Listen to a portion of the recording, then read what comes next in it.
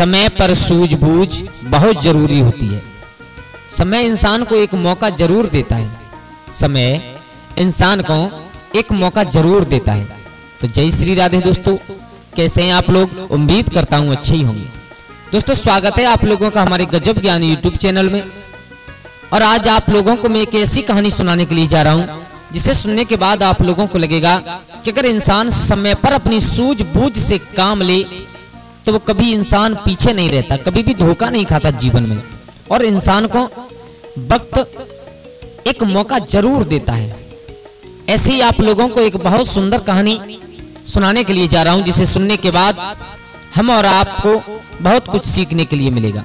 तो दोस्तों कहानी प्रारंभ करने से पहले आप लोगों से मेरा एक निवेदन है कि अगर आप हमारे चैनल पर नए दर्शक मेहमान बंधु बनकर के आए हैं तो प्लीज हमारे गजब ज्ञान यूट्यूब चैनल को सब्सक्राइब कर लें और हो सके तो अपने परिवार और दोस्तों के साथ शेयर जरूर करें, क्योंकि दोस्तों हम इतनी मेहनत करके वीडियो बना करके लेकर के आते हैं और आप लोग इसे जरूर सुना करें, क्योंकि जब आप लोग सुनेंगे तो कुछ ना कुछ इसमें से जरूर निकलेगा, ये हमारा वादा है। तो आओ आप लोगों का ज्यादा समय बर्बाद ना करते हुए प्रारंभ करते हैं कहानी। ये कहानी है एक बगुला और एक केकड़ा की। दोस्तों पात्र कोई भी हो, आप पात्रों पर ध्यान न दे करके इस कहानी का जो बाद में सीख मिलती है हमें उस पर ध्यान देना बहुत जरूरी होता है, क्योंकि पात्र तो चाहे कुछ लगा दे लेकिन अंत में जो हमें सीख मिलने वाली है वो बहुत ज्ञानवर्धक होती है। तो दोस्तों एक समय किसी झील के किनारे बहुत सुंदर झील थी, जिस झील में मछलियां रहती थी और जल पक्षी किलोले करते थे। सुबह सुबह सर्द हवाएं चलती थी, बहुत सुंदर वातावरण था। और उसी झील के किनारे एक बगुला आकर के बैठ जाता था, लेकिन बगुला के ऊपर वृद्ध अवस्था आ चुकी थी, चौथापन आ चुका था, बगुला वृद्ध हो चुका था। तो उसका शरीर इतना कमजोर हो गया था कि उसने, और आज पूरा दिन निकल गया, उसे एक भी मछली पकड़ने के लिए खाने के लिए नहीं मिली। मेरे भैया अब बगुला भूख के पेट उड़ गया। अब दूसरे दिन हुआ, सुबह फिर आया, तो अब बगुला विचार कर रहा है, भगवान इससे अच्छा तो आप हम मर जाएं, इससे अच्छा तो हम मर जाएं तो ज्यादा अच्छा है। क्यों? क्योंकि मेरा शरीर इतना साथ नहीं देता है कि मैं मछलियों को पकड़ करके अपना पेट भर सकूं। तो मेरे भैया देखो, कहते हैं ना कि ताकत से ज्यादा, सामर्थ्य से ज्यादा, ताकत से आगे एक चीज और है, वो है बुद्धि। इंसान एक बार के लिए ताकत वाला इंसान फेल हो सकता है, लेकिन बुद्धिमान व्यक्ति कभी फेल नहीं होता। अगर इंसान बुद्धि से काम ले तो कभी भी जीवन में पीछे नहीं रहता। मेरे भैया उस बगुला ने विचार किया कि हमें पेट भरना है तो अपनी बुद्धि लगानी चाहिए। वो बगुला उदास बैठ गया। वैसे भी आप जानते हो कि बगुलाओं का बहुत स्वभाव उदास हुआ करता है। तो वही मछलियों के साथ में और एक केकड़ा रहा करता था।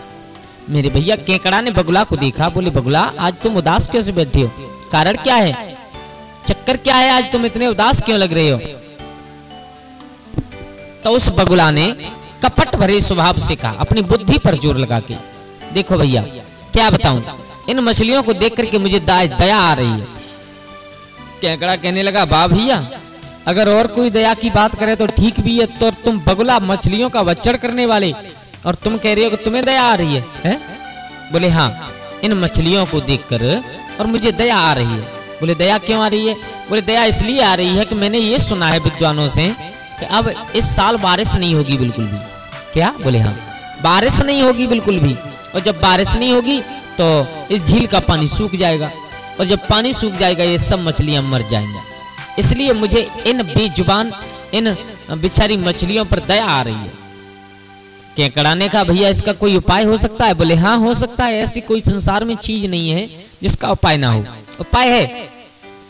बोले क्या उपाय है? बोले उपाय ये है कि मैं इन मछलियों को एक एक करके अपनी चोंच में दबा करके, अगर ये मेरे पास आ जाएं तो एक एक करके, और यहाँ से दूर एक बड़ी झील है उसमें छोड़ाऊं सबको। मेरे भैया केकड़ा ने जाकर के सब मछलियों को संबोधित किया, सबको अपने पास बुला करके कहा, सुनो मछलियों, आज मुझे मालूम पड़ा है एक विद्वान बगुला से कि इस वर्ष बारिश नहीं होगी, और बारिश नहीं होगी तो इस झील का पानी सूख जाएगा, और जब पानी सूख जाएगा तुम सब मर जाओगी। बोले फिर क्या करें?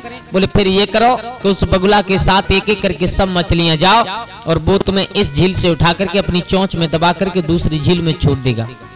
सब मछलियां खुश हो गई।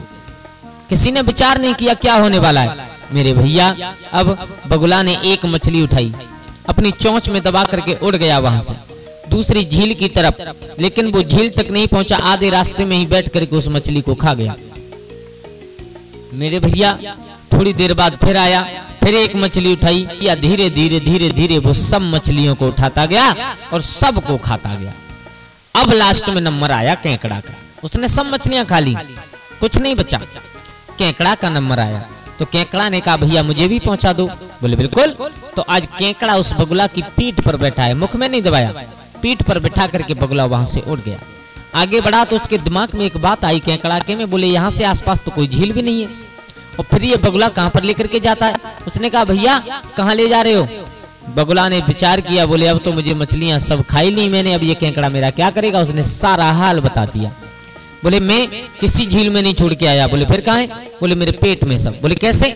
बोले एक एक करके लाया, सबको रास्ते में ही खा करके फिर दोबारा चला जाता था मैं। मेरे भैया केकड़ा ने अपनी सूझबूझ से उसकी गर्दन पर बहुत तेज वार किया, उसे काट लिया। जब केकड़ा ने उस बगुला को काटा, दर्द से चीखता हुआ बगुला उस केकड़ा को पीठ से गिरा करके वहां से उड़ गया। देखो सूझबूझ से काम लिया उस केकड़ा ने, तो उसे मरना नहीं पड़ा, अन्यथा थोड़ी दूर जाकर के वो केकड़ा भी मारा जाता।